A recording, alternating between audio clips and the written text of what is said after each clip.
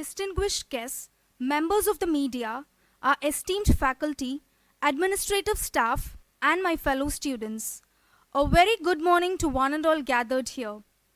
It gives me immense pleasure in welcoming you all to the inaugural function of the 20th Annual Convention of the Strategic Management Forum at IIM Trichirappalli.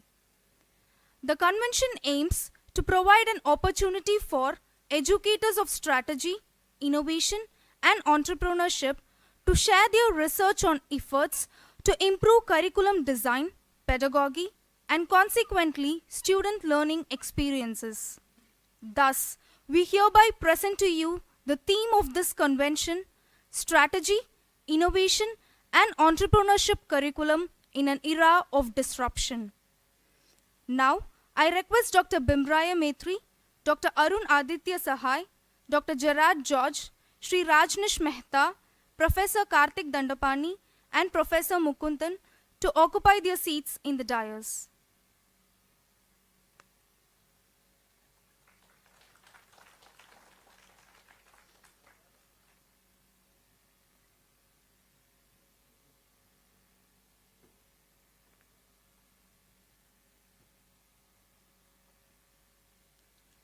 Thank you very much. I request everyone to please rise and join us in invoking the divine. I hereby invite Ashwini, a student from PGP second year, to come up on stage to deliver the invocation song.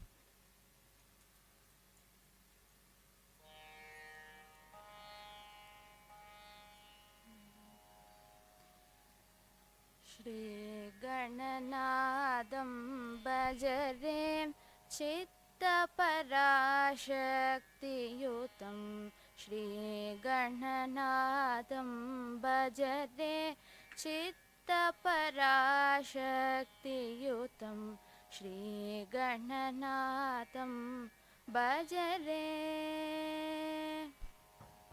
Nagayajna-sutradaram Nadalayanandakaram Nagayajna-sutradaram Nadalayanandakaram Shri Gananadam Bhajare Agamadi-sannutam Akila-deva-pujitam Bhogashali-bhavitam Yogi-sayi-sevitam Ragatve-shadirahitam Shri Guru-guha-sannuditam Chinmula-kamala-sthitam Ragatve-shadirahitam Shri Guru-guha-sannuditam Chinmula-kamala-sthitam Shri Gananadam Bhajare Chittaparashakti-yutam Shri Gananadam Bhajare.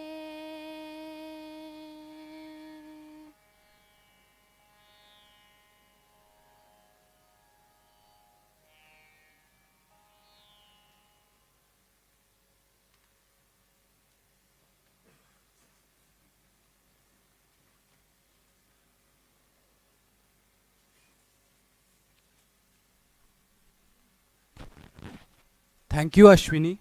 I would now request Dr. Bimraya Maitre to welcome Dr. Arunaditya Sahai with a bouquet.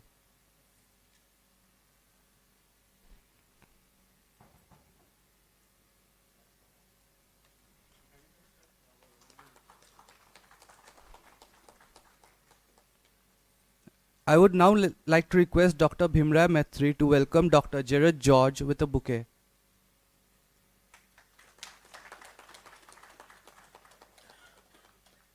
I would now like to request Dr. Bimraya Maitre to welcome Dr. Rajnish Mehta with a bouquet.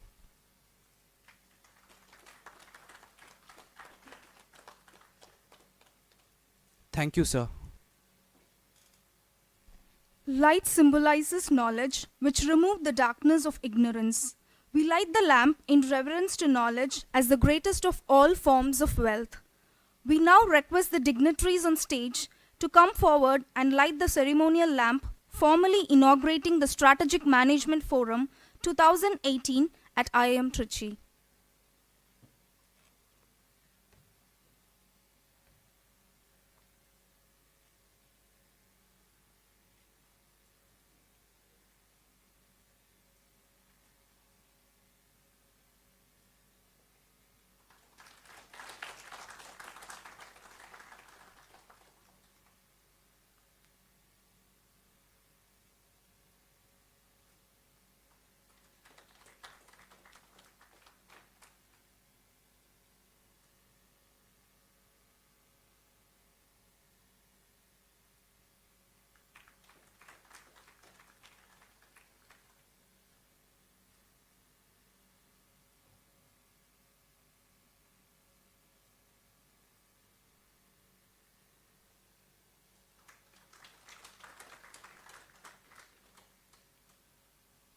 Thank you very much, sir.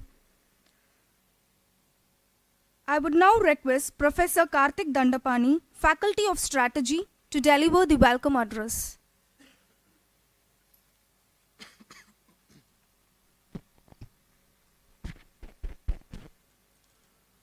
Good morning, ladies and gentlemen. It is my pleasure to welcome everyone to our beautiful campus this morning.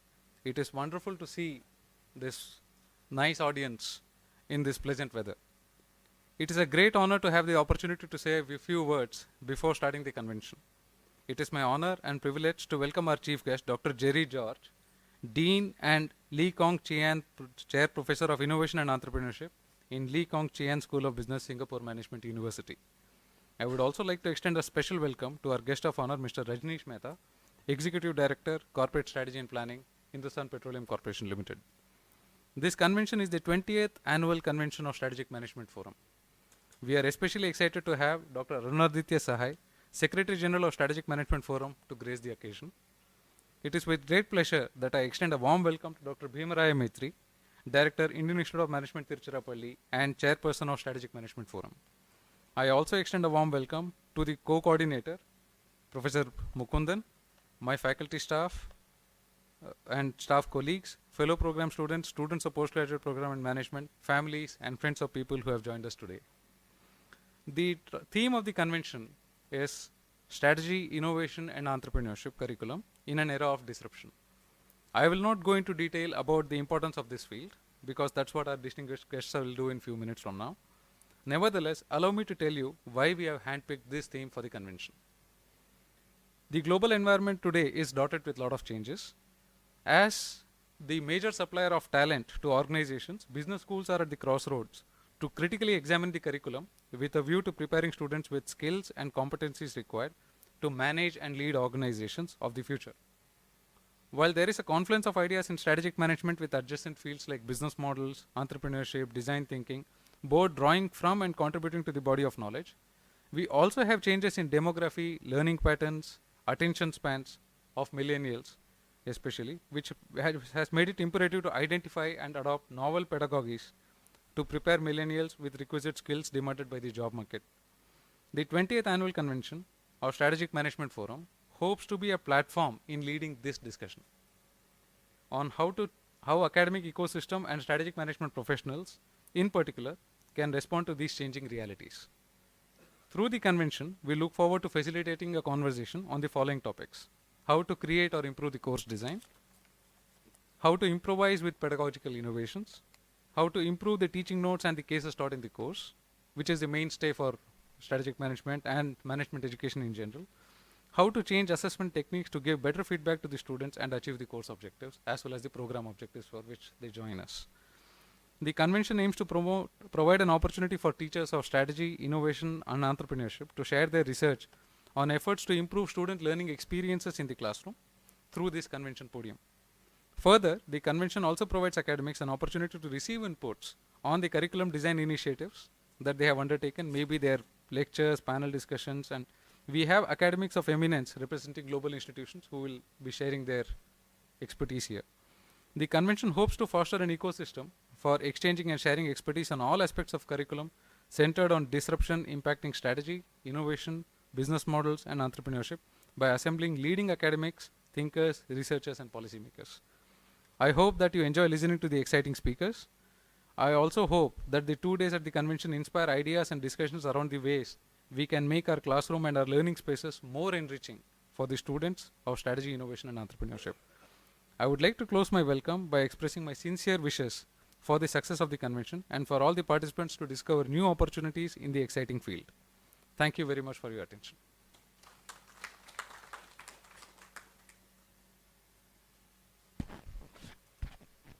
Thank you, sir. Dr. Bhimra Maitre was Dean at L&T Institute of Project Management at Vadodara. He also served as a professor and dean at MDI Gurgaon, IMI New Delhi, and as in charge PhD programs at BITS Pilani. Dr. Maitre has rich academic administrative experience and authority in the field of quality, project management, and SCM. Dr. Maitre has published over 100 research articles. He has also co-authored 6 books. He is on the editorial advisory boards of national and international journals. Dr. Maitre has more than 25 years of experience in teaching, training, research, and consulting, and has served as a member of various national and international committees. Dr. Maitre has provided consulting to various organizations including NTPC, Railway Land Development Authority, Army Ordnance Corps, Ministry of Defense, Delhi Transport Corporation, etc.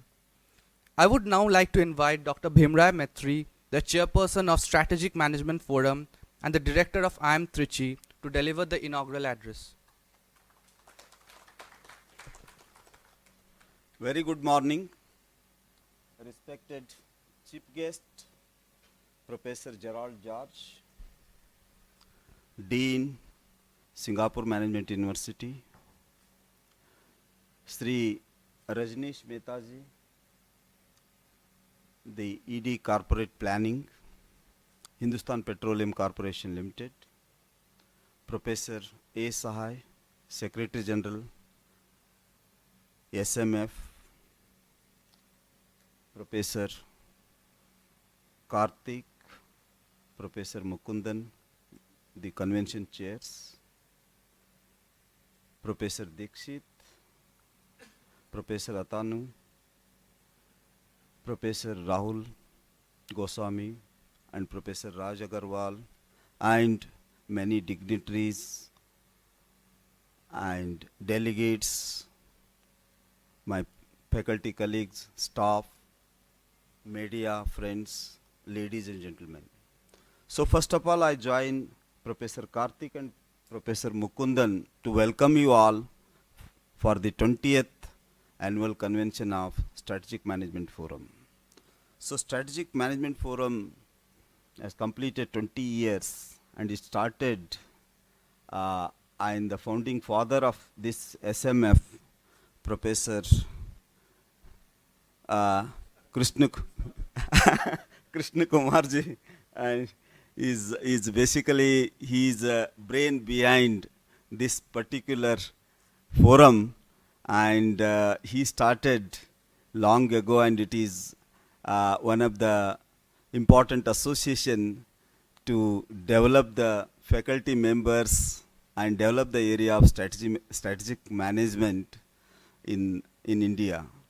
So this, all of you know that strategy is the one course is entirely different from the rest of the functional areas, whether you talk about say OB or marketing, HR, operations, information systems, economics, all are coming from certain foundations, but this is the one course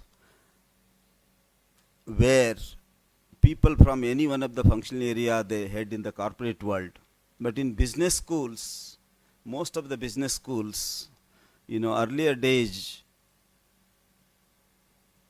who will become a strategy professor, people used to think somebody has put say 20-25 years in the corporate world, and after spending 20-25 years and reaching the stage as a general manager, and so he can be the right person to teach strategy course. That was the kind of definition some 15 years back or so. So this is how strategic management course and the area it was coming up. But nowadays, it has developed as a one of the core area, and also lot of PhD scholars are coming out, and they are doing extremely well in this area. And today, I must say, in IIM Trichy, the strategy area is one of the best area in the country, and all my faculty colleagues in this area, they publish a lot, including FT50 and all. So otherwise, in business school, most of the business school weakest area used to be the strategy, but in IIM Trichy, I must say it is the strongest area. And thanks to the very senior professors like Professor Dikshit, Professor Rahul Banerjee, kind of people, they produce the great scholars, Professor KK. So, and because of that, we are getting even Professor J. Ramchandran. So they produce the great product, and that is how institutions like IIM Trichy getting benefit. Today, this important conference, very important topic, strategy, innovation, and entrepreneurship. And if you see, these are all the words we are using today, but if you go back history, and if you look at Tamil Nadu state, K. Kamaraj was the great strategist, the third chief minister of Tamil Nadu. He set up BHEL Trichy here at a 3,000 acre area long ago. Strategically he planned, and because of that, Trichy is called as a boiler capital of India. So he was also called in the political circle as a kingmaker. So he was a great strategist. If we go back again further, Rajarajeshwar Chola, he was a great strategist. If you look at Kallani here, or if you look at all the temples built, not only in India, but entire Southeast Asia, Cambodia, the biggest temple in the world, or if you go to Indonesia, Bali, all those places, internationalization, true internationalization was there at the time of Rajarajeshwar Chola. Even if you look at Krishnamurti, who was heading BHEL Trichy, who was also instrumental to set up 3 great companies. Then Prime Minister's advice, he set up the Maruti Suzuki, 83-84. Today it is a big giant and MNC, Japanese MNC. He also set up Steel Authority of India, BHEL Trichy, and he was advisor almost 8 years to then Prime Minister Manmohan Singh for a manufacturing advisory cell and directly reporting to the Prime Minister. And visionary leadership for manufacturing, a program was developed under his leadership. IIM Kolkata, IIT Chennai, IIT Kanpur together, along with CII and Japanese government, to increase the manufacturing share in India from 15% to 22%. That was the dream, and the program still running. And the brain behind all this was Sri Krishnamurti ji, who is 86-year-old. He heads the Society of National College, which is now celebrating 100th year. This year it is celebrating its 100th year. So in earlier days, whether you talk about Chanakya, you talk about Shivaji, they were all strategists. They were all entrepreneurs in their own field, and they were all innovators. Probably at that time the word innovation was not coined, but they always did innovations. So history reveals many important aspects, and today is a different kind of world. It is a disruptive world. It is a VUCA world. So in this kind of world, what kind of strategy works? So the strategy which worked 25 years back, it is not going to work now, because the time has changed, technology has changed, the expectations have changed, regulations have changed. Even from globalization, we are again marching towards globalization, and that is how there are new strategies, innovative strategies, different approaches are required to succeed in this disruptive world. And probably the technology has captured everything. Those who don't go with technology, they will be thrown out of the market. So today's business models are technology-enabled business model. So in this kind of world, in this kind of disruptive world, it is difficult to make out who are your competitors. Earlier, it was very easy to find out the competitors. Today, you don't know from where competition is coming and when it is going to come. So in such kind of uncertain world, so if you look at the passenger car industry, Tesla suddenly came and nobody was imagining that is going to compete to the G 110-year-old G or any Toyota kind of companies. They are afraid of Google and Tesla for electric cars. So that is where what kind of strategy we should get into that. And the corporate world is changing so fast. Information is going to play an important role. Data is going to be the king, and that is how to use the available data and how to align our strategic courses, curriculum to meet the corporate requirement. Not only to meet the present requirement, but also to meet the future requirement. So for that purpose, this very important conference, all the intellectuals, so today and tomorrow, 2 days discussion, deliberations, I am sure, how to connect, how to align with Industry 4.0 and how to develop the curriculum, the strategy, the courses and the kind of pedagogy. And today we are going to teach natives of the digital world. So they are a different mindset and their thinking is different and they don't have time to read. So in such kind of environment, how to engage them, how to involve them, and how to create interest in reading more and more, material in that particular area. So these are all the challenges in front of the business schools.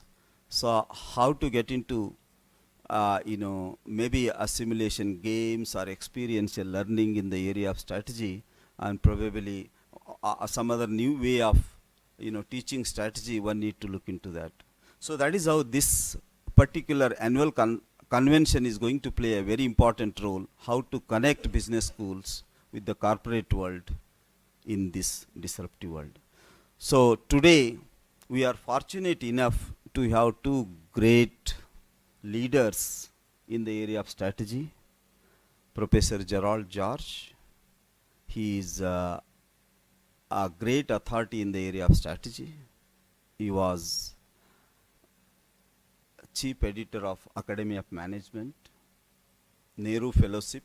He served in Imperial College and he strongly connected with the top-notch corporate world for strategy formulation, and he served in different part of the world and he studied in BITS Pilani, and he is currently heading the Singapore Management University in the heart of Singapore. That is the only institution in the heart of Singapore. And in the month of May when I visited, so the area of the campus is 5 acres, but if you look at the a square meter of construction, it is 3 times bigger than this campus. We have 175 acre and built up area, what you see, 3 times much more than in just 5 acre land. There are 2 metros below, underground metros, lot of food courts, and probably the kind of revenue generated through food courts and railway all charging, probably that revenue is much more than fees charged by the institution. I don't know, sir, may tell you. So that is, you see how to make money in business school also. We are in the business of business. So how to sustain, how to develop it, how to build the institution, I think we have a great leader, Professor Gerald George, and fortunate enough, and I requested when I was in May, we are going to have, and he is kind enough to agree. Sir, thank you very much for accepting our invitation, and I am sure our participant will get a great benefit out of your insights. And Sri Rajneesh Mehtaji, he was, he started various areas in Hindustan Petroleum Corporation. It is one of the leading, company in the oil area, and he served in different functional area. And just before the current position, that is corporate planning strategy, he was heading the corporate sales. So connecting with the consumers, after connecting the consumers, taking the input, all those areas. So once he has a insight about the customers and dealers and various agencies, dealing all those people, now he has a huge data with him. Now he has moved to corporate planning and strategy, and HPSL is one of the most profit making, and it is one of the top notch company in the country. And IIM Tiruchirappalli has a strong partnership with Hindustan Petroleum. Since last 2 years, we are strongly engaged with certificate programs and training programs. And Rajneesh Mehtaji is basically dealing with the corporate planning. And they are very beautiful building in Nigadi, Pune for the training. And they are going to set up a world-class training institute in Pune. They are expanding. Jaipur also they are going to set up one institute. They are building another plant in Vizag, and the project management we are going to support in that area, and also going to expand in their corporate, and their focus is on basically using the how to tap the human potential and neurotechnology and all those area they are working, and they are also developing R&D kind of laboratory. And the brain behind all those development is Rajneesh Mehta Saab. And this company, whatever today it is in this, a lion's share of this growth and development of company is because of Sri Rajneesh ji. So that is why I said Sri Rajneesh ji, from the corporate perspective, what are the difficulties, what are the challenges, and how strategy works, how strategy fails. I am sure he is going to throw lot of insights and lot of formulas how to formulate the strategy, and I am sure we are all going to get benefit. And thank you, Sri Rajneesh ji, for accepting our invitation. And Professor Sahai, he is a Secretary General of Strategic Management Forum, and he is a front, basically he is heading this association. And Professor Sai was heading, and he has 50% share in corporate world and 50% share in academic world. So he was heading, he worked in a large number of years, I can say number of decades in the corporate world, and the last assignment was he was heading Scooter India at Lucknow as a chairman and managing director. From there, all those experiences he gathered in the corporate world, then he joined the strategy professor in MDI Gurgaon, and currently he is working in Vimtech, and he also teaches different business schools in India and as well as abroad. So he is one of the leading strategy professor, and also he is one of the brain behind this strategic management forum. So thank you, Professor Sai, for accepting our invitation and giving this convention to IIM Tiruchirappalli. And two of my colleagues, Professor Karthik and Professor Mukundan, so their hard effort last so many months, we are all here. So and we are all here because of they are organizing this convention. So I am sure the coming 2 days are going to be very fruitful, useful discussions, and we are all going to gain out of that, because strategy is the one area. Itself is uncertainty, lot of uncertainty. Many times we fail, many times we succeed. And again, in this world, it is going to be entirely different kind of strategies, and probably a short term and long term. Again, it is very difficult to differentiate because technology is changing so fast. Somebody has said that last 10 years, whatever the information has been transformed and downloaded, that has never happened in the history of mankind. So change is happening so fast. Even if you look at the industry 1.0 or 2.0, there was a gap of 150 years, and 2.0 to 3.0, there was a gap of 50 years, and now 3.0 to 4.0, it is hardly, say, 20 years. And maybe before we enter into industry 4.0, industry 5.0 may come into picture. So that is why changes are happening very fast. How to get into innovative or different kind of strategy. Probably earlier we used to read 25, 30 page cases, and now we are thinking of 4 to 5 page cases. So like that, in industry 4.0 and industry 5.0, what kind of strategy we need to get into? Is it going to be a disruptive strategy? I am sure these discussions are going to be useful. With this, once again, I welcome all of you for the 20th Annual Convention of Strategic Management Forum. Thank you very much. Thanks a lot.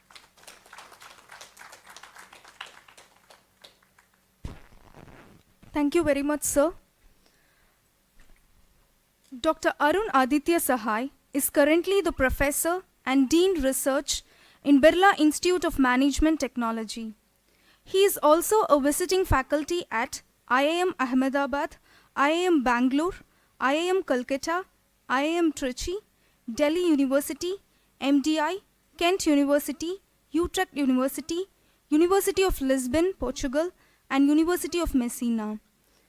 Dr. Sahai's teaching and research interests are in the areas of mergers and acquisitions, strategic alliance and joint ventures, innovation, entrepreneurship, sustainability, and corporate social responsibility.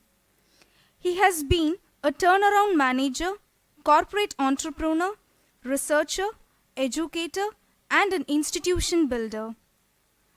In his earlier assignment as a chairman and managing director, Scooters India Limited, he played the lead role not only impacting the turnaround of the company, but also in creating new products and processes for national and international markets. He has continued to serve both corporate as well as academic institutional boards. He has advised leading companies in the area of corporate strategy and has been the recipient of various best research and case writing awards. He has published in various journals of repute in areas like strategy, innovation, entrepreneurship, sustainability, and CSR, besides writing research, text and edited books, teaching and research cases. Now, I would like to invite Dr. Arun Aditya Sahai, Secretary General of Strategic Management Forum, to deliver his address.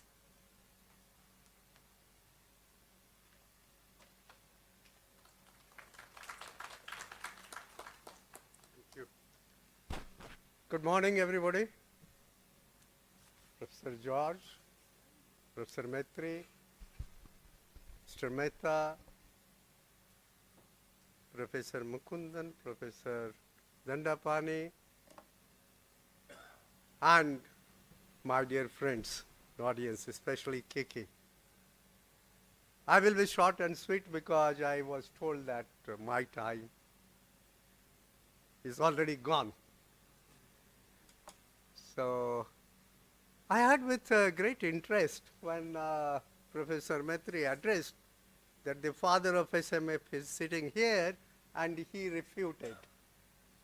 KK, I do appreciate your reaction because you are not the father, you are the mother. Because mother gives the birth and you have given the birth to this society. And really the father was Professor K.R.S. Murthy. I was accidental father.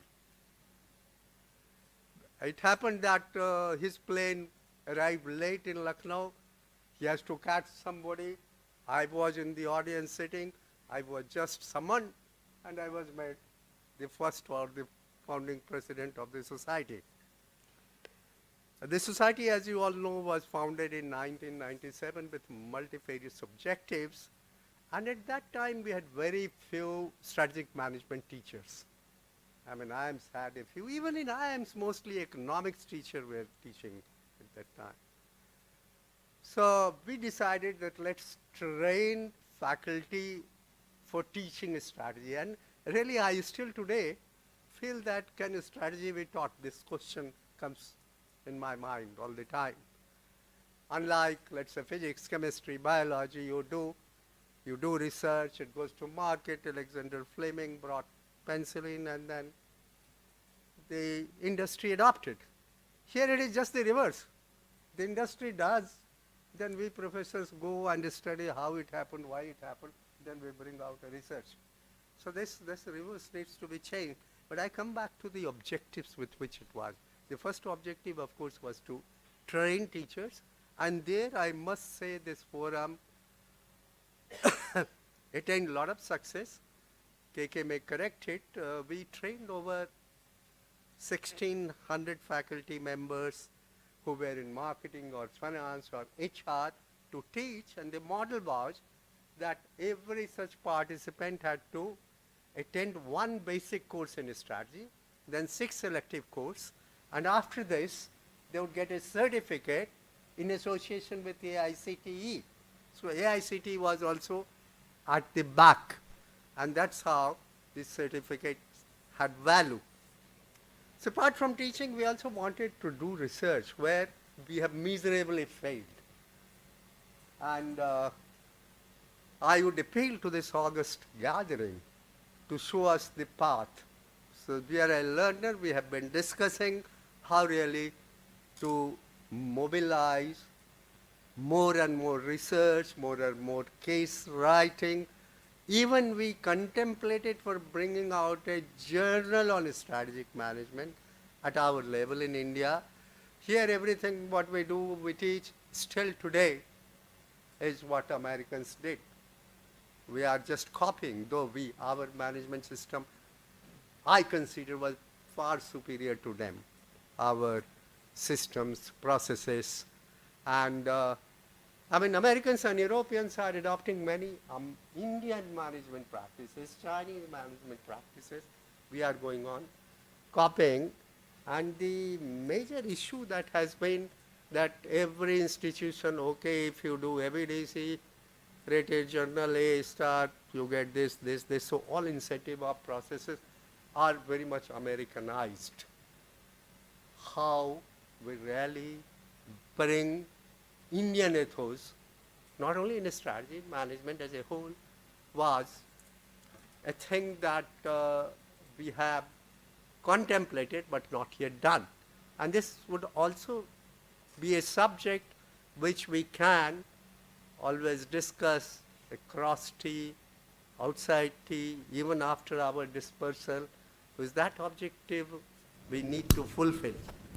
Having said that, first of all, let me thank Professor Mistry, the director who readily accepted to host this convention, which we had a year which skipped, and his lieutenants, Professor Karthik Dandapani and Mukundan, they really deserve great kudos. Please give a big hand to them for organizing this. We are all here because of their effort.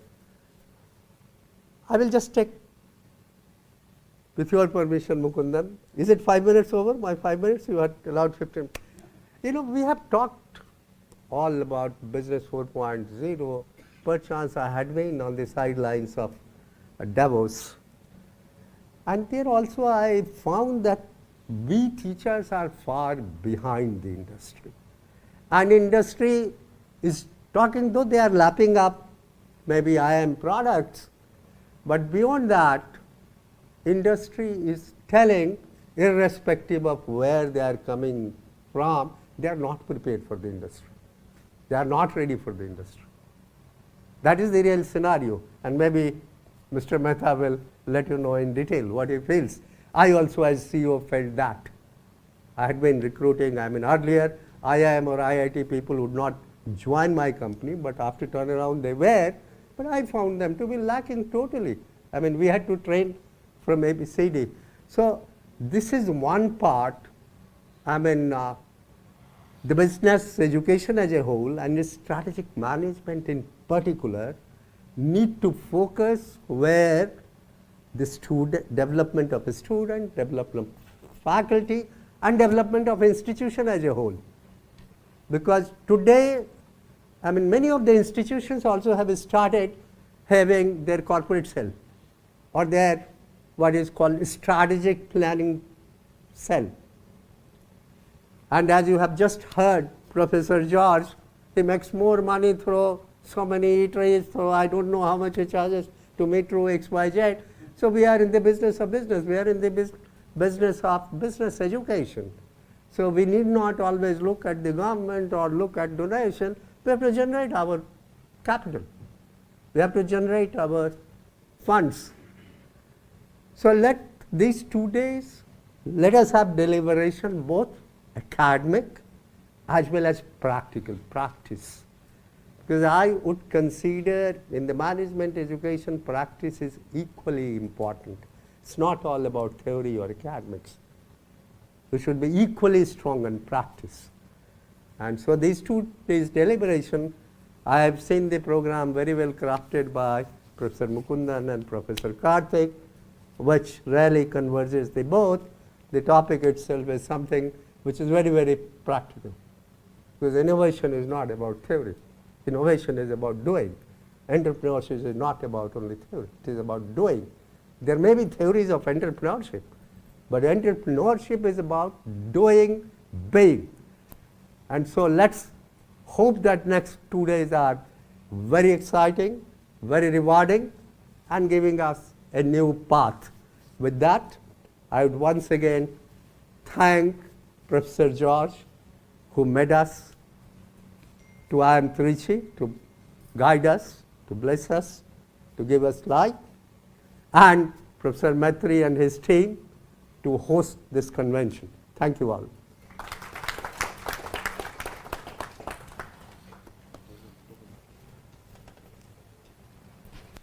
So I hope Thank I you, didn't sir. exceed. Dr. Jared George is the Dean and Lee Kong Shin Chair Professor of Innovation and Entrepreneurship at Singapore Management University.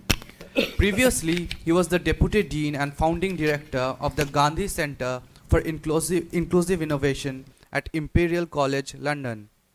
Dr. George specializes in innovation, entrepreneurship, global growth, sustainability, and social innovation. He is a prolific academic with research papers on the topics of internalization and entrepreneurship, patenting and licensing, open innovation, design, and business models in some of the leading management journals. He was also the editor of the Academy of Management Journal, the leading journal in management research between 2013 and 2016. During his time as the editor of AMJ, he encouraged a rethinking of management scholarship to embrace important organizational and social phenomena in order to improve the applicability of management research. His editorials called for researchers to explore grand challenges for management, including applications in climate change, aging populations, digital money, design thinking, and big data, among others. He is an active advocate of the impact of management research for policy and practice, especially with a focus on sustainable development goals and positive. Thanks. Thank you. He gave me 20 minutes. It's going to go off in half of what he said. So thank you. I've asked to put this slide down, this thing as well. But let me tell you, I go by Jerry. I am really, really delighted and honored to be here in the house that Maitre is building in Trichy. So congratulations to Professor Maitre and his colleagues. It's deeply impressive what you've accomplished in 1.5 years, I think, in this building. I'm also really touched because Trichy is my home. So you see, for me, coming here is a source of great pride. So I am really happy that IIM is developing and growing in Trichy here. I'm going to have a little bit of a bit of a throwback, simply because Professor Metri was talking about all this stuff before, right? I'm not that good with history, even though I could understand what he was saying. But if you look at strategy itself, and we are in the business of teaching strategy, our strategy and the curriculum that we look at is probably about 100 years old, right? And if you look at how does it start, and I'm just putting things in perspective before I start my talk, it started with the Ford production system, right? Strategy itself was about how do you make cars, how do you standardize production so you started the Ford production system, the Taylor scientific method, and all of those things. So I'm sure all of you professors know this. Yeah. So, and the reason why I'm saying that is, and you take every decade since then, and if you put one module, 1 3-hour session for every decade, right? I'm going to talk to you about the next decade. Right? The last decade, if you look at this decade that we are in now, what would it be if we were to write or prepare teaching materials for this decade in terms of strategy? It would be about platforms, it would be about ecosystems, the birth of, in India, all of these Flipkart and Tencent and everything, payment systems and so forth, is this decade. If you look at the previous decade, you would have written or talked about the information economy. You would talk about the Googles, the birth of Google, the birth of networked economy, and how Microsoft keeps on doing well because of its investment base in terms of networks, the network effects that come from it. So each decade that you take distills down into 3 hours of class, right? So I'm not going to rewrite all of our strategy and talk about it, but I want to shed perspective on what I think will be the next decade of how we think about strategy, right? So I'm going to sort of go back to the theme of this conference and start discussing, because they put strategy first, I don't think strategy goes first. I think strategy goes last. So first you would have innovation, is the coming of new ideas, or the coming up of opportunities. Then you have entrepreneurship, which is the enactment of opportunities, where you make opportunities real. And then comes strategy, where you think about the future based on what opportunities you've already crafted, right? So I always put strategy last, but you put innovation first.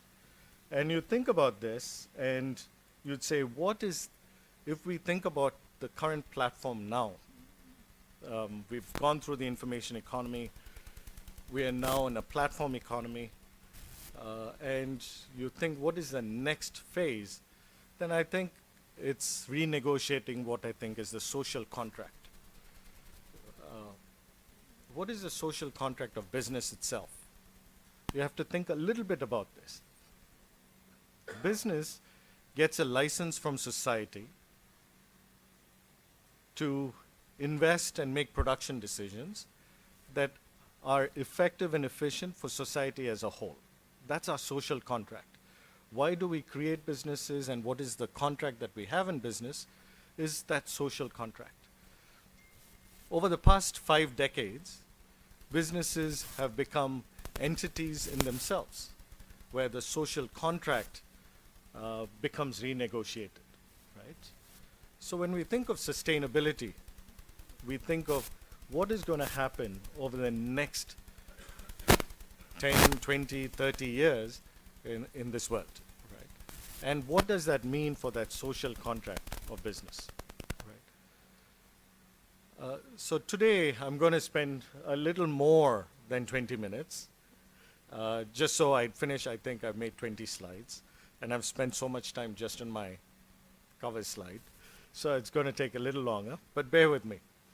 And with the idea is that we should instill in our students not just curriculum in terms of how we teach, but also what we teach. And that strategy, innovation, and entrepreneurship has to fundamentally respect the social contract. And you can sort of see how new businesses, new ideas are coming up that reframes that social contract in a much more positive way. And I'll share examples with it. The only advantage in my talk is that you'll see lots of pictures. So if you're nodding off, at least you'll have visual pleasure by looking at lots of different pictures. So thank you very much for this opportunity to start off. I'm just wondering, as you as strategy professors, how many of you have seen this picture? This is called the planetary boundaries picture. Any of you? Now you see my point? That we should really think about what we teach. I'm sure Mr. Mehta, who's coming after me, because he's an oil man, he'll know what planetary boundaries are. He'll have a view on it. But planetary boundaries are that there are 6 areas that we think the planet can sustain, right? And we've already breached one of those areas, and that area is biodiversity. So, and what that means is that we've already pushed the Earth beyond a point where it can sustain itself or replenish itself. The other areas which are negative or already breached our nitrogen cycle, which is what we talk about as global warming, right? And then we have climate change. If you read the news the past 2 weeks, it's all about renegotiating the climate change accord and how we are implementing it. But let me talk about just biodiversity loss. I've got a friend of mine in Singapore. He runs a big commodities company in a company called Olam. They operate in about 80 countries, right? And they not manufacture, they produce, harvest cashew nuts, coffee, chocolate, cocoa, peanuts. They make 1/3 of the cocoa in this world. They process 1/3 of the cocoa in this world. So if you've eaten any piece of chocolate in your lifetime, you would have been touched by them, right? His biggest challenge, if you ask him, he spends about $18 million a year for what? To make sure that the honeybees are taken from one farm to the other so that they can pollinate the crops. What used to be done naturally by honeybees, now he has to have a dating service, right? Pretty much. And he spends $18 million a year on that dating service for honeybees. Right. So that's an example of how biodiversity is affecting our businesses, right? And over time, when we think about this, there are different planetary boundaries that we will beat or break. And that goes beyond a point where the Earth can manage itself. How many of you have seen this picture? Okay. By the way, I've got my family behind, my kids and so forth. They just wanted to, they heard that I'm a decent lecturer. They just wanted to come and see if I'm actually a decent lecturer. So there are 3 of you actually who've seen this, right? I'm leaving my kids out because they studied and I keep talking about this at home. The UN Sustainable Development Goals was created in 2015 with the idea that there are 17 goals that all of us have to collectively work together to make a more sustainable society. When I talk about sustainable society, I'm not just talking about green. I'm talking about the eradication of poverty, which is goal number 1. Right? Zero hunger, things like that. So each of these sustainable goals then have metrics. And business and government and civil society have come together to sign what is called the Global Compact to deliver on these metrics. Companies, one of their big issues now is how do I, and I'm sure Mr. Mehta will talk about some of how they're doing it, is to take elements of this Sustainable Development Goals and integrate it into their core strategy, right? Such that a company that is growing and doing well can only do well if society does well. Right? there are big questions on, let's pick one that in my region, the Southeast Asia and Singapore region, is a big issue. It's palm oil cultivation, right? Now they've changed a lot of practices because of pollution. But if you look at palm oil itself, the year when there was massive pollution, the whole industry together made $30 billion of profit, right? But the healthcare cost of providing for that pollution caused by palm oil burning was 50 billion. So if you look at it, that the negative externality of a particular industry is more or equal to the entire value add of a particular industry, you see? So that will then go to the core of what strategy is, to rethink what is strategy or innovation within this context. But I implore you to look at the Sustainable Development Goals for those of you who do not have it incorporated in your programs, and to think about how strategy itself could make a difference in this case, right? And to achieve how, not just in terms of CSR, but in terms of how strategy of a core company can be integrated into this. This is all put in context of a world operating in a trust deficit. If you look at trust itself in this world, then you start saying, why should I, as an individual, contribute to a greater good in a context where I don't trust the greater good or the greater society? So you indulge in much more selfish individual behaviors at the expense of a positive societal outcome, right? So I'm going to talk about strategy in this context of trust and in a broader context of sustainability, where it's not just about environment, but it's a lot more, right? So I talk about 5 different problems of trust and sustainability. In I've put the strategy terms on the left, and for my family, I put it on the right so that they'll pretty much follow what it is, right? You talk about counterparty risk. So if I do something, will my counterparty, will he do it? So that both of us do the right thing. A curse of the commons is, it's a collective good, why should it be me? It's the government's problem, right? It's the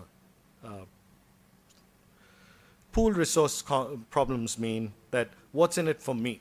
If everybody's putting stuff in, which part of it is mine, right? So it's identifiable whether it's for me. Then even if all of us behave properly, does it really matter, right? That's the pathways to impact. And then finally, how do I know that I've done the right thing or you've done the right thing? That's verifiability. So if you think of strategy over the next decade, you would fundamentally talk about how some of these big issues are sorted out. Right? When we talk about strategy in this decade, I'm not sure how many of you talk about Tencent in your class, or I'm just wondering, any of you raise hands? Alibaba, Alipay, yes, some, one. But these are huge issues, right? On mobile payments, social inclusion, all of that is in this decade. But if you look at the next decade, you'll be talking about putting purpose and the common good central to the business itself. So I wrote a book this year with Adam Bock called Business Model Book. It's very simple. And the nice thing about this book is we put all our worksheets and classroom exercises online. So you don't have to buy the book, which is probably not good strategy on my part, but you can use all the worksheets that you want just to make sure that you get through the thinking in your classrooms. As a business model, we talk about there are 3 important things which is under supported by a narrative. The 3 important elements are resources, transaction, and value. So when we talk about resources, we say what about that resource makes you unique. When we talk about transactions, we say what about that transaction is novel or efficient.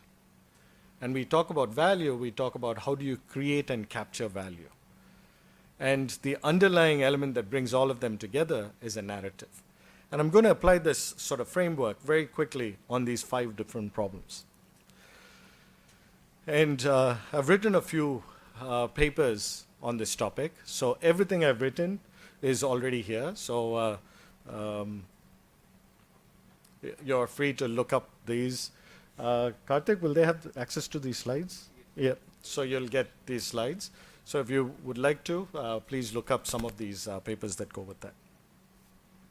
Let me take the 5 problems very quickly. How do I overcome counterparty risk, right? Have you heard of this company called Omisgo? I'd be surprised if any of you have heard it. But they are the platform that provides payments from one place to the other. So you do frictionless payments across countries. So in Singapore, we have a lot of maids and foreign workers who come from India, from Philippines, and all over the region. And so then they send money back home, you see. So how do you use that money? You think of RuPay and all of that within India. It's the same platform. So how do you create platforms and allow banks or others to put different labels on it, but create a unifying platform system? Right? That's one way of thinking about sort of financial and social inclusion, but looking at the model itself in a very different way. That's one startup. All of these startups that I talk about are about $1 billion now, right? But it's, you wouldn't have heard of them, perhaps, or you may not incorporate them in your coursework, which is why I'm suggesting some of this. Let me go back into this. How do I motivate people to engage in new behaviors? Have you heard of Ant Financial, which is one of China's largest platform providers where you transfer money and so forth, right? They created something called Ant Forest. They, within a year and a half, 2 years now, they've got 300 million users. What does Ant Forest do? It gamifies social behavior. So in other words, if I save one plastic bag, I put it in. If I walk to work, I put it in. And so what happens is that as a company, they're able to track all your micro behavior, but then they reward you with that behavior with making sure that they plant trees. And so then you'll know that's my tree. So I know in Mongolia, which is Jerry's tree, right? And then how it's growing over time, and I can track it, right? So if I want to water it, then I have to do something good today. So then somebody goes and waters I'm sure they water it automatically, but they make me feel like that I have to do something good today to water my plant. And then you have a real tree grown somewhere in Mongolia because I'm doing the right thing, right? So how do I gamify? Some of you are using gamification in your classes. Yes, some, few, right? It's the same model, right? How do I gamify something and change large-scale behavior, not just in a classroom? How do I pool resources together, right? This is one of your own. Have you heard of this company called Tringo? Less than 2 years old. They operate mostly in North India. And they provide tractor service. They took the Uber model and applied it to tractors. Why is that different? Because in India, what is our farm holding size? Very small. And the biggest productivity loss is because we don't use technology in farms. So now if I put an Uber model on farming equipment, that means the smaller farmer is able to use technology to unleash that capability, that productivity, right? So if you're not using these examples in your class, you certainly have to, right? You should be thinking about what are the new models of how they're thinking about these problems in a very novel way. This is an example of an Indonesian company called Gojek. Yeah. Gojek is, it comes from the word ojek, O OJEK. OJEK in Indonesia is these fellows used to stand with a bicycle, with a motorcycle or like a moped in every corner of these streets. So all you have to do is go to these guys and say, all right, take me somewhere, and then you'll give him like 10 rupees or something like that. It's like a personalized auto rickshaw in every corner, right? So what these guys did was they created a model where you said, hey, these fellows are just standing there, can I make a better use of it? And they put the platform together. Sort of Uberized the OJEKs, right?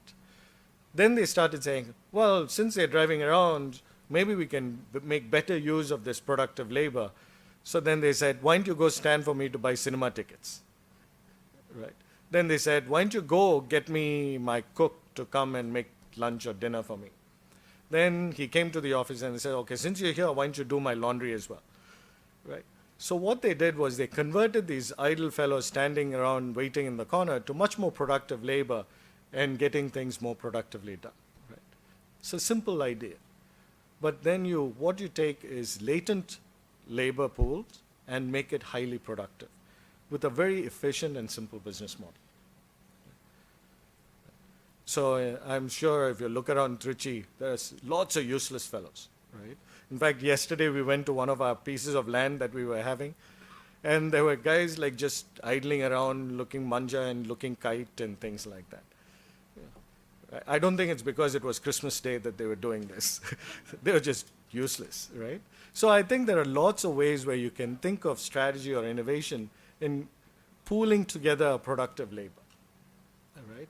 And how do you think about this in more effective ways within the Indian context? Then even if I behave properly, how do I make sure that what I do individually has impact? Does the tree I grow in Mongolia actually make a difference? Right. So now if you take that sympathy that I have and then scale it up, what would that look like? Here's a company called Poseidon. It's a London-based company. What they do is for every action that you do, they are able to microcredit your grams, your carbon offset. And they can do it in a micro level. So in other words, even one plastic bag I can offset. Right. So if I can do it at that level and that degree of precision, then I know my awareness of what is my personal impact and how I behave. Right. And now because there are new technologies like blockchain and so forth, that has changed the entire way this operates. The last one is on verifiability and you wanted to take a picture of that? It's okay? Okay. Verifiability and transparency, right? How do I make sure that I can measure each of these elements? This is a Norwegian company called Ecofolio. Earlier, if you had lots of wealth, you can buy bonds, but there's a minimum ticket for a bond that you can buy. In the global markets, that's about $50,000 or $100,000, right? If I asked you in your bank account, do you have $100,000, most of us would not, right? So you would say, then how do I make sure that large-scale impact behavior can only be done at a micro level? So what these guys did was they took a pooled bond and then fractionated it. So in other words, now if I have $100 in my account, then I can subscribe to sustainable forests. Then I can change my investing portfolio to make a difference. So now you've got what they said, tokenizing, taking a big asset and fractional piece of it. Think about it this way. If all of us are used to owning our house, right? The last decade was about sharing that with somebody who would come and like Airbnb and so forth, right? In the future, you will not own your own house. So what that would mean is that you would have a fractional ownership of the asset that you enjoy. That it may be the house that you stay in, but you would almost float it as a micro bond. Instead of the mortgage taken out by a bank, it'll be a mortgage on your asset that others would subscribe to. So in other words, I could do a peer-to-peer buying into her house, his house, and everybody else's house. but not own one specific asset.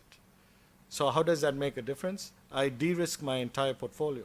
So if my house in Trichy's value goes down, it doesn't matter because I own only a little of it. But I own one house, a little bit of a house in London, a little bit of a house in San Francisco, and all over the place, you see? So the way of how we think about assets and resources will also change. Why does this matter? We think of strategy as all about ownership. It's about exploiting a particular asset. Now, if you take that concept off and you'd say, the world is becoming so crowded that you don't have the ability to own your own. How would that world look like in a different resource base? And what would that mean for innovation, entrepreneurship, and strategy? So I'm just bringing all of these things together to frame your own thinking, to sort of rethink how you teach strategy, to rethink how do you put common good and purpose as central to your business, and what would that look like?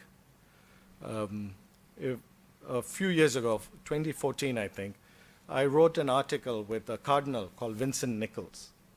He's the cardinal for the UK. And we talk about if that means, cardinal is like a big guy in the Catholic Church, right? If you think about what does purpose mean and common good mean, then you have to have a certain set of values. And how do corporates then incorporate these values into their business? So you see, when you talk about strategy, you cannot say, that's OB. I'm not going to talk about values.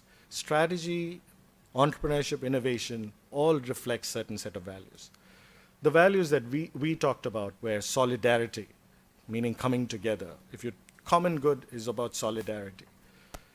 It's about sustainability. It's about reciprocity. If I do something, you do something back for me. It's about building trust in that. It's about plurality, meaning diversity. How do I make sure that there is diversity in all ideas and what we do and how we do it? And there is dignity. I always fear I'm going to forget one of these values, but dignity. Dignity means, imagine if we put the person as person with dignity, would our healthcare service delivery be different? Right? Would we have a different way of how we manage public, private sort of goods? So all of these things have to go back to rethinking strategy, rethinking how the world is shaping what we do. Right? So I just want to go back to 120 years of strategy. If you've got 12 sessions in your class, you should dedicate one or two of these sessions to what would be the next set that's shaping us. Right? And my job this morning was to give you some ideas. Thank you very much.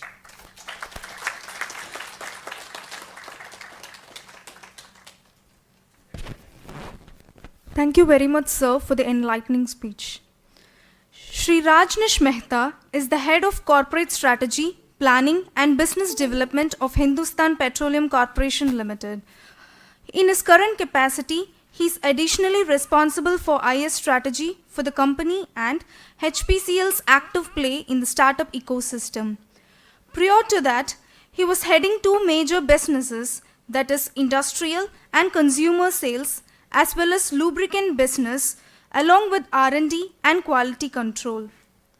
By bringing focus on profitability, operational efficiency, and innovation, he, along with his team, co-created some incredible results in financial year 17 and financial year 2018, as the SBU contributed around 1/3 PBIT of the company. He also served as head of aviation business of the company for 2 years, achieving highest revenue growth in industry while doing largest cost optimization exercise leading to... Yeah. Thank you. Actually, listening to all this, I am more eager to hear myself. So, Dr. George, Dr. Maitri, other eminent academicians here. At the onset, I must tell you that I may not be the most qualified person to be here, but being the head of the corporate strategy, you have to bear me for some time. Trichy being the abode of the Lord Vishnu, so Lord Vishnu he sits on the snake and his mount is the Garud. So Dr. George was telling what the Garuda sees, and maybe I'll try to give you the snake's view, the Sarp Drishti of the strategy which the pain I am going through. So maybe a little longer, but yeah. So Dr. George talked about the climate change and stuff like that. So I must put the oil in little bit of a historical perspective before I get down to what the HPC does and maybe what can be the additions to the curriculums of strategy currently being taught in the business schools. So this was at the turn of 19th century. The biggest environment challenge for the biggest cities was not the slum, it was not the sewage, it was not the soot. It was the horse dung. And in 1898, the first ever urban conference of planning took place in New York. And because the London had almost 3 lakh horses and, driving the horse carts and wagons, Manhattan streets had 1 lakh horses, and it's really, people used to really feel sick when it rains, the muck they have to pass through, and when the sun is out, then the city is almost fly infested. But they sat down and debated for many days, but finally they could not find a remedy. And a decade later, Henry Ford introduced the Model T. And in 1917, the last horse cart was withdrawn from the streets of New York. So we call it the Model T movement of the history. So that was the time the oil was considered the savior of saving the humanity out of the stink and kind of pollution the cities had. And today the word has come around, and I think Dr. George pointed out enough about the UN global areas where the oil is considered as a nuisance, though everyone needs it, but it is getting into that kind of a Model T kind of a category. The movement has come. 1917 and 2017, 18, I am sitting here and talking about oil and making a small case that it is not all that bad. We all understand that oil is used in almost everything, whether it is lipsticks or laptops or whether it is aspirin or petrochemicals, and everything is being used in almost all the things. But are we, is it a Model T movement for the oil? We all feel that I think the sun has still not set on this sector. We still feel that there is a time to come. There is a need of oil in the world. It's much more in the countries like us. And possibly the time is when we have to change the strategy, when we have to see some of the movements or some of the moves are taking place in the hydrocarbon sector where it cannot be business as usual. Because we live in a country, in India, the consumption of oil is around 2.64 barrels per day for 1,000 people. We are at 165th place in the world, and US is consuming around 61 barrels of oil per day per 1,000 people.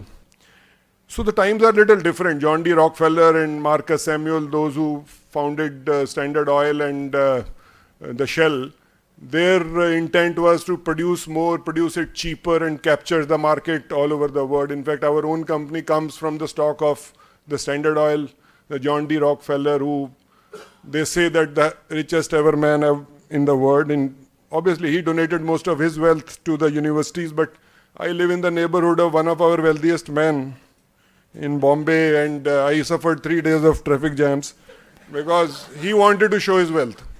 So, it's a different perspective. Maybe we have not matured enough. So both these fellows were the bookkeepers. They were neither engineers and nor the MBA graduates, though the Wharton School had already started at that point of time. Talking about the business education in India, you all know a little more than me that, firstly it was the MBAs started by University of Madras at that point of time, University of Bombay at that point of time.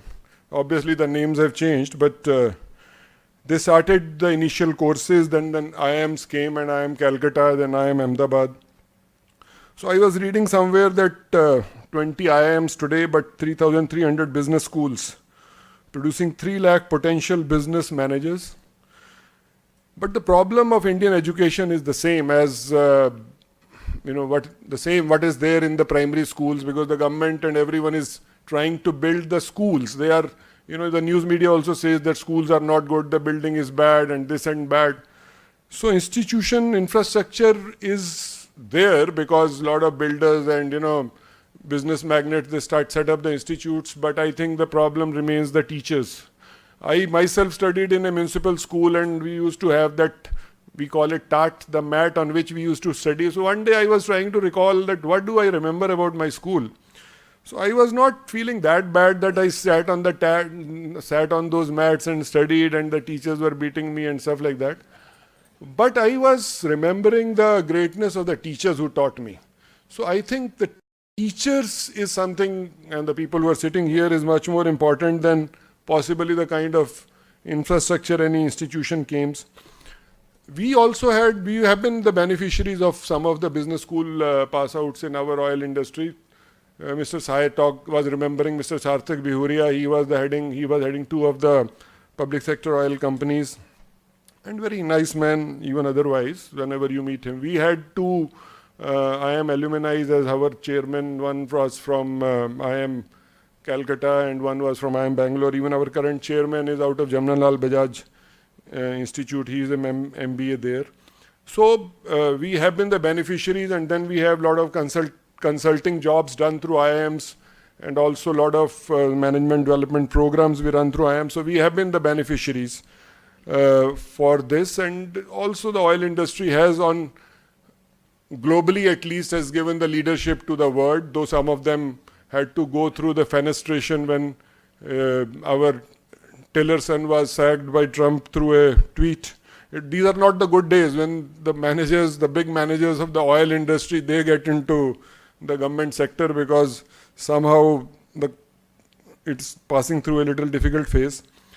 Talking about the hydrocarbon industry of India, we are contributing to the nation in two ways. One is that providing energy and energy resources and hydrocarbons to the industry at the competitive prices, which is adding to the growth of the company. But hydrocarbon sector itself is also contributing a great deal. We around 2% of the GDP of the country, because after 2014, when the new government came and oil prices fell down, the GDP growth was 7% or 7.7 or 3%.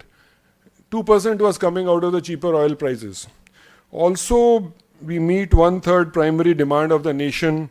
We also contribute to some extent in the exports, and it's not very insignificant. 2.25 lakh crores worth of exports are happening from the hydrocarbon industry. We are growing at a pace of 5%. We are also the tax collectors for the nation. And more importantly, in most antiqued tax state like Tamil Nadu, where I think the revenue minister is happy when he gets 4 RTGS and 40% of the revenue comes from Indian Oil and Bharat Petroleum and HPCL. So 40% of the revenue for a state like Tamil Nadu comes without any effort. So these are our contributions, and with a 5% growth, we are expecting by 2030 the demand of the oil within the country will go up to double. So we will be sitting at 1400 million tons of oil equivalent by 2030. Challenges are many. You all get to know of it in the newspapers also, geopolitical, technological, but most importantly, the environmental challenge. Talking about the upstream sector, in India, the challenge is that our own production is highly stagnant. In fact, sometimes it is declining. And then there is the intense competition happening between the conventional oil and the non-conventional oil. So it is the shale and the shake, which is the battle which is happening today in the world. And innovation is something which has come to oil rather in a big way. In fact, in this century, the biggest innovation for the world is basically the mastering of technology by George P. Mitchell, who mastered the technology of light sand fracking, LSF. And the impact is almost $1 trillion a year. So India, we are whatever achhe din we are seeing today is possibly because of that one innovation which happened and not many people in business schools talk about it. Way back in 2003, nobody believed that shale will be a big factor. But normally in energy sector, anything happening in the laboratory comes to the ground and becomes a little successful in 20 years time. But in this revolution happened in 2003, and in 2018, today, if your oil prices are coming down, and I am telling you better to postpone the buying of fuel and LPG cylinder because the prices are dropping like hell, so you can save little more money, maybe half a liter extra petrol, is because of the shale, because of the one innovation which happened. I come from mainly the downstream sector, so I'll talk little bit about the challenges we face as a company and we face as the people who are working in the strategy. One major challenge is of the margins and price volatility. It was always there, but it was never so bad. It really keeps us awake that on 1st October in last quarter, this running quarter, the oil prices was at $81. And today I think it is at $52. Now a company like Indian Oil sitting with an inventory of 18 million metric tons, we also have large inventory. Suddenly the valuation of the inventory is down by 25%. So you can see few thousand crores disappearing in one quarter, and you can see the bloodbath happening in these quarterly results.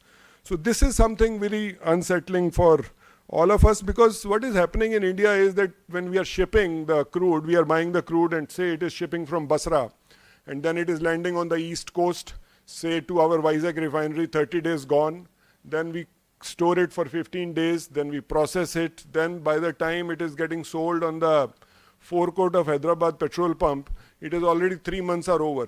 Now how much to hedge?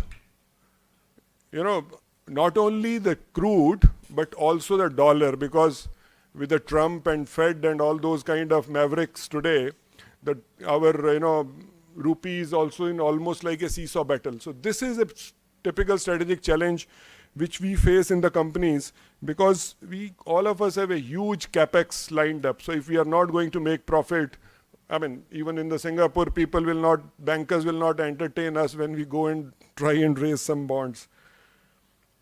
Secondly, that is the margin, and basically the profitability is at serious risk, and this quarter you will see the results also. Second part is on our expenditure on the environment management. For meeting the Euro 4 norms, the oil industry spent around 30,000 crores. So we were just over in 2017 and the new government came. We were committed to Euro 6, as we call it BS6, but they preponed it. So now we are going to spend around 80,000 crores more on meeting the BS6 norms as on 1st April 2020. And we are not able to pass the price to the customer, because as you all know that the moment the price starts going up, all those asset Goswamis and all those channels, they start running 85 rupees and 90 rupees and 100 to go and 10 to go. For that matter, even in Paris also they are fighting over the prices of oil. So we are obviously the lesser beings, but the sensitivity is too much. So that is also another serious challenge in the company, that you can't pass on the costs like 80,000 crores and 40,000 crores. And the second is a lot of hyperactive, quotes we are having. So the pet coke, which is, one of the largest selling products in the country, because finally, if you refine the oil, finally you have to get some bottoms. And Supreme Court decided that within the NCR, the pet coke will not be used. And we have our own NGOs, which I call the cave kind of people, the citizens against virtually everything. So they went to the court that it is not NCR. So they said that it is the whole state of Rajasthan, the whole state of UP, and whole state of Haryana, the coke is banned. I was calculating that how far is the outermost border of UP, then why can't we ban it in Lahore? I don't know, we didn't move the petition, but in the sense that these are sudden jerks happening. Now what to do with these bottoms, where you have 2% or more sulfur happening? So we have to be prepared for that. And second part, which is in NCR, Gurgaon and Delhi, the people don't want to see the air they are breathing. but they want to see the water they are drinking. So this is a typical phenomena, and when the fog and smog sets in, we don't know what kind of orders are going to come from the regulators. So this is another challenge, what to do with the bottoms of the, somebody is having an inland refinery in Panipat. Now, to transport that pet coke, and who is going to buy that pet coke? So these are the challenges which are there, but the foremost challenge is, of course, the pollution challenge because we are a signatory to the Paris Accord, and even if there is a 50-50 chance of keeping the warming below 2 degrees centigrades, only 35% of the oil which has been discovered can be used. And if we are having a super challenge of 1.5 degrees centigrade, only the 10% of the oil reserves which have been discovered can be used. So our commitment to the Paris Accord norms is having a serious impact on the kind of strategy we have. I was sharing with George that we are going to Davos, so there is an oil and gas community headed by Bob Dudley, and he was having a teleconferencing with all the CEOs of the world. What should we talk? Because last year US oil industry spent $128 million to deny that there is anything like climate change. And now the point is happening that Shell on 3rd December went ahead and made some announcements that yes, they are going to meet some of those commitments. So what should we do? What should come in our balance sheet as a risk? What kind of revenues you can project if 35% of the oil is only going to be explored? How can you show so many reserves? So upstream companies have serious challenge.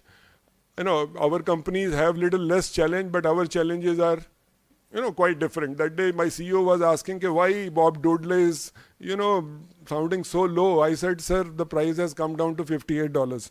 So it is in fact impacting the energy of the CEOs also. Now, other than that, serious disruptions are happening in our industry. One is the efficiency. As you all know, the new efficiency norms are coming in vogue in all over the world. USA has now corporate average fuel economy CAFE norm, by which they are improving the fuel consumption of the vehicles. In fact, they use some behavioral economics so that US people can actually understand what the fuel efficiency is, and they change the font size and everything. Some of you might be aware of. And the EU is having the CO2 emission norms for the cars, and in India also. By 2022, the new emission norm will be 113 grams CO2 per kilometer. Already the norms are very good in India. So this will have an impact of around 4.3 million barrels of oil production per day for the world. And it will have a serious implication on our own sales growth, which we have projected, and based on that we have lined up a capex of a company like ours. Our 5 years capex, which has been approved by the government, by our board, is around 1 lakh crores. And it is based on some of the projections which we have given in terms of growth. Another thing which is, we talk about the electric vehicles, though it is very small percentage, 0.1% of electric vehicles in the world, but recently it touched 3 million. In India, 2017-18, Mr. Mahindra declared it as a year of EV talk, because we talked a lot about EVs, though not many people were buying. But future may be different. Like 2016-17, only 2,000 EVs were sold in India. 17-18, it came down to 1,200 EVs. But we are doing a lot of work with some of the EV partners, which I'll be sharing with you a little later. But I think the tipping is going to happen more so in two-wheeler sector, and then finally also in the car segment. In the car segment, my personal experience, because I am in corporate strategy, look after the startups and EV word and this and that. So I told my wife that next car we are going to buy a EV. So we were about to change the car, so we went and saw that Mahindra's car. So she says, what is this? I said, this is an electric vehicle. But like in Punjabis, we need a dicky. Obviously we want to buy a sedan. She says, you have worked for 34 years, this is the car you want to buy. So he says, you can buy it as a golf car, but I am not going to sit in this car. So this is the tipping of the customer has not happened. You know, the Model T happened because of the customer. It's not that the oil people loved or everything. So when the customer will decide to, you know, take out his valet for the electric car, that stage is still far away, because one is the pricing is an issue, but even otherwise also, you know, for us selecting a car, or for that matter any personal mobile, it's like selecting a spouse. So you want to have everything in it. That's what Chetan Mani, who actually developed Reva, told me, that, you know, personal cars is very far away, Rajneesh. It's not going to happen in India very soon, because the way they search, and I see in South India how much of, you know, CVs and everything, and you know, they take so much of time to select even in the arranged marriage also. So buying a personal car which will go only 140 kilometers, because people want that it should go to Kanyakumari also, but it should give me 40 kilometer mileage also, and it should be cheap, and maybe if there is a loan it can be waived off. So the point today is that today the EVs, the issue is it is around 200 to 225 kilowatt hours. And even if it falls to 125 kilowatt hours, which is the ambition everyone is having, still it will not be able to compete with oil. But there will be other reasons why people will switch over to EV, but competing with oil, because 125 kilowatt hours is equivalent to around $115 of oil, which is today at 52. And if you add the carbon tax, which the government has been talking about, and then it becomes equivalent to $90. So with oil, maybe it not be able to compete, but if we have to ever meet those Paris Accord norms, as the IEA says, that there have to be 700 million EVs on the road by 2040. And it is again talking of the Model T movement, because it is the same growth Ford's Model T achieved when it was launched in, you know, the turn of the 19th century. Secondly, some of the challenges which are coming to us is also because finally today we have moved the poorest of the poor people from 100 carbon atom cycle of biofuels to coal, which is the 4 carbon atoms per hydrogen, to now 1 carbon atom to, you know, 4 hydrogen atoms, basically, to biofuel, to coal, to you know, LPG. It's a huge step, and I think it's a huge contribution in terms of the emissions this country is having, because these are the emissions which we are controlling. I mean, we are not controlling the emissions of, so much bothered about the emissions of cows and buffaloes, who are giving so much of methane out of the 2 orifices. But this is something which this country has been truly able to achieve. But finally they say that electric cooking will also happen. I mean, so that will be one disruption which oil industry will face. And then the maturity of the digital technologies which are happening today, such as AI, machine learning, big data analytics, it is going to decrease or restricts the, you know, basically the oil consumption by 10 to 12%. What is it HPCL doing? I mean, with knowing all this, our job is little different, because, you know, with demography is asking for more energy, more hydrocarbon, countries struggling with its balance of payments because the imports are so expensive. Climate goals are looming large. The bets are worth billions of dollars whenever we put in oil industry. And goals, there is a goal given by the Prime Minister himself that there should be a 10% reduction in the oil imports. And volatility is so high that, you know, by the time you go home on Friday night and come back on Monday morning, 500, 600 crores is gone out of your inventory. And that is actually today happening. And then there is a tweeting Trump and very prickly prince who is sitting in Saudi Arabia. And in fact, talking about the business schools, last time when I was in Wharton, I asked Jeffrey Garrett, he is the dean of Wharton Schools of Business, so we had an evening together with him. So I said, how proud you feel about your alumni, Mr. Trump? He said, no, it is a fake news, he is not our alumni. He did his graduation from Wharton. He says he did not pass out of the business school, though Ivanka Trump did pass out. So these are the hazards maybe the business schools have to do with some of their alumni truly going the Rajat Gupta way. So with all these problems, what comes to my mind, and which I think Geeta Makrath wrote in that HBR article, that your strategy is struck. I mean, you can't do much about strategy, but one thing I could convince my chairman when I took over this department, I said, sir, one thing we'll do about the strategy, that we will not print it, because otherwise we make a beautiful book out of it and then we fall in love with it and then you start following it up. I said, we will revisit, but we will keep it into a soft form. About the major bets HPCL has done, and we have been doing very great. Most of the downstream oil companies, these are the Goldilocks years, which are going to end possibly this year because of the crude price drop. So we are expanding from 27 million metric tons to 45 million metric tons in our refinery capacity. So there our total capex is around 40,000 crores, and everything whatever I am talking is going to happen by 2022. And then there are some other projects which, like he said about the kite flying kind, which get covered, like our West Coast refinery and many other projects which are there, not so much on ground as of now. We are putting up a 9 MMTPA petrochemical cum refining complex in Barmer at the investment of 43,000 crores, and it will be the first greenfield petrochemical complex in India. Otherwise everyone has put refineries and then gotten into it.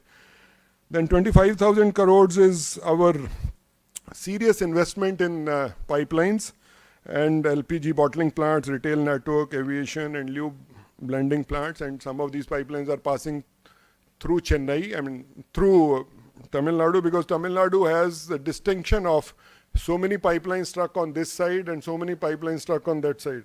So we could somehow manage it through the national highway. They don't like any pipeline to go through it. It's a very unique thing about this country, because earlier the madam announced that not any pipeline till I am alive. Even after that also little bit of problems are there. Then we have made serious investments in renewables, because that is where the trajectory is changing for the company. And we have invested in solar, and we are also now going to invest in the captive plants so that our refineries also almost become carbon neutral going forward. But in EV space, we are collaborating with a lot of people. I always say that the revolution is happening when our chairman is waiting and Chetan Mani is stated to meet him. So he is the fellow who runs Reva and also now runs Sun Mobility, a very serious and a very interesting kind of startup he's running today. So 2,25,000 crore company waiting for somebody, a startup fellow. So chairman is asking, where is he struck up? I said, sir, you have to wait. He is an important person. So in EV system, we are doing a lot of proof of concepts of battery swapping, which is happening in Gurgaon. Then we are also putting up the infrastructure with the OEM suppliers. We are meeting a lot of OEMs. We have signed a lot of NDAs with a lot of OEMs. So for two-wheelers, for four-wheelers, even for electric bus charging from Bangalore to Mysore to create a EV-friendly highway. So many things are happening, including little bit of work happening on the cell manufacturing also. We are looking at all these things because finally we feel that these are the areas which will keep us relevant going forward by 2040 or 2050. Also the change is happening which we are seeing also because of the mobility changes, because I think 4 million rides are happening, shared rides are happening in India every day. And our children are not anymore interested in buying cars. So that's also something which is impacting. So what is now interesting about downstream oil companies is that we are collaborating, we are attending a lot of conferences, we are going to Davos and meeting a lot of different kind of people. So what kind of collaborations can happen where a business as steady as the oil, because we have never made any losses ever in the history of our own company, and $1 billion of profit happening, and to service 1 lakh crore of capex. So we need to make the profits. So how does that change happen? So that is something very unsettling for us, and very much learning is required, that How do we change ourselves? Otherwise, you put up a refinery, add so much to EBITDA. Put up a petrochemical, add so much to EBITDA. So that story is not very linear now. Looking at the curriculum of MBA, because we have some IM pass outs working in my department, so I was telling them what was taught to you in strategic management. And whatever I looked at is some of the things which can be added. And but before I think I could speak about it yesterday, Economic Times, I was reading in the news, in the flight only, they also came out with what changes of curriculum is happening in Economic Times yesterday. So one is that elements of design thinking, in my opinion, is a must. Then new age digital skills, because we find that they are not that comfortable with big data analytics or that kind of stuff, which we want the new talent to know. And then the business cases they were sharing is maybe a little too old and very specific to some of the typical kind of companies, not the kind of companies in which they are going to work, not the companies like startups. So Economic Times talks about role play, live projects, experiential learning, interactive teaching sessions, and also giving emphasis on emerging technology. I would like to add, I feel that if somebody is taking a strategic management option, then possibly you can look at psychometric kind of study, whether the strategic thinking is there or not. I think if some of them truly have that ability, then why not at least give them an input that yes, you have something little more than others. And then the kind of industry and economic collaboration which should happen. But I would like to suggest little more, because with these kind of people sitting here, I am not the right person to suggest what should be the changes in curriculum. But I like the idea which Yuval Noah Harari gave in his latest book, 21 Trends for the 21st Century, and Education is a beautiful 3 pages he has written. I liked it. I don't know, some of you also must have read it. And he says that, I'll just quote some of it, and with that I will end. The strangeness becomes the new normal. Your past experience as well as of the whole humanity will become less reliable guides. How to live in a world where profound uncertainty is not a bug, but a feature. To survive in such a world, you will need a lot of mental flexibility and a great reserve of emotional balance. You will have to repeatedly let go of some what you know the best, and feel at home with the unknown. Unfortunately, the teaching kids to embrace the unknown and keep the mental balance is far more difficult than teaching, that is my thing, the Michael Porter's model of 5 forces. So the challenge is, I think, back to the teaching itself. How do we prepare them for the time to come when every 10 years the trends are going to change, the industry is going to change. So we have a tension how to learn about EV, then my next fellow will have a tension how to learn about the hydrogen, then maybe the next fellow will have it, having spent 20, 30 years in a very steady business, these are not the times when you should be the head of the corporate strategy in a downstream oil company. And I think we will need the consultation and IIMs much more than what we need today. Thank you.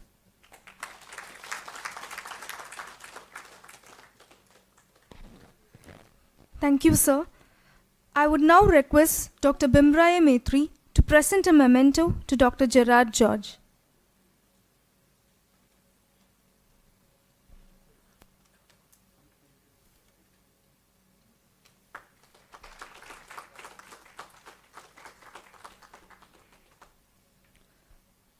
I would request Dr. Bimraya Maitri to present a memento to Mr. Rajnish Mehta.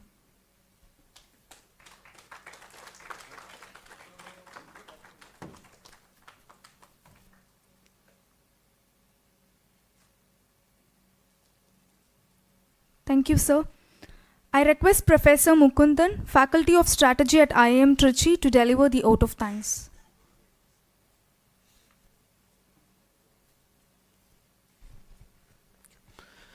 Good morning. As the person tasked with timekeeping, I'll make this very quick. Right?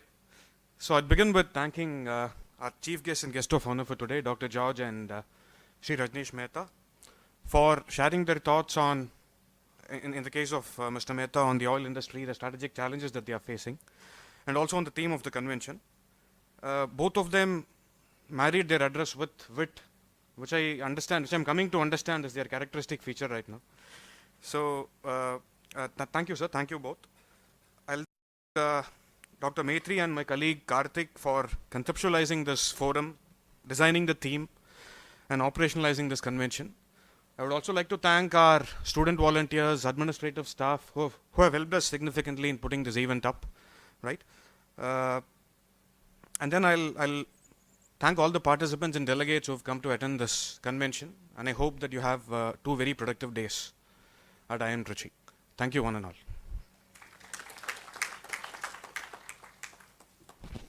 Thank you, sir.